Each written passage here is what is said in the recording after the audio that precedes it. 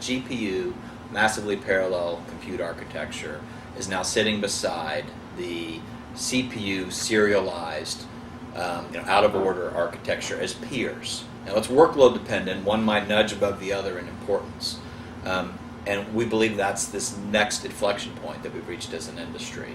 Our competitor and partner, NVIDIA, might tell you, as we've seen them many times say, that the GPU is in fact more important than the CPU today based on the types of things that consumers are doing. And we believe that a couple of years from now, when Intel delivers something like a Larrabee, they'll be wanting to sit you down and tell you that the GPU, massively parallel architecture, sits beside the CPU as a peer today.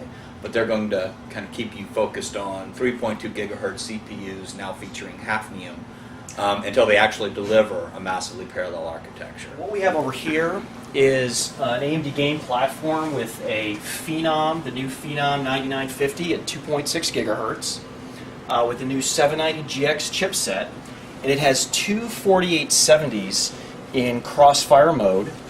And over here, we have an Intel system with a QX9650 at 3 gigahertz, an X48, and also two Radeon 4870s with in crossfire mode. So the only big difference here is the CPU and obviously the motherboard. And what we're going to show you here is basically it's a very consistent experience between the two platforms. This is Call of Duty 4, an awesome title, particularly when it's rezzed up like it is right now. And as you can see, and if you can dive in here and play it, basically the same experience. Now, a huge difference though.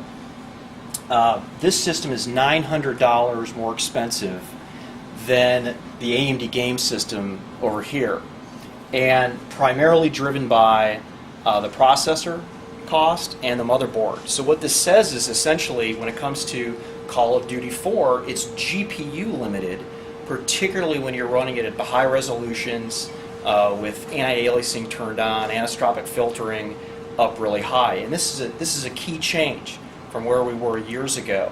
And it's not to say that the processor doesn't matter, but I think what it says here is that at $215 processor, not a $1,000 processor, you'll get a very similar experience. The key here is that, what could you do with the extra $900? You could buy 20 game titles. You could buy a 27-inch monitor. You could buy a cool racing chair with a seat to play your F1 games. There's other stuff you could do with that $900.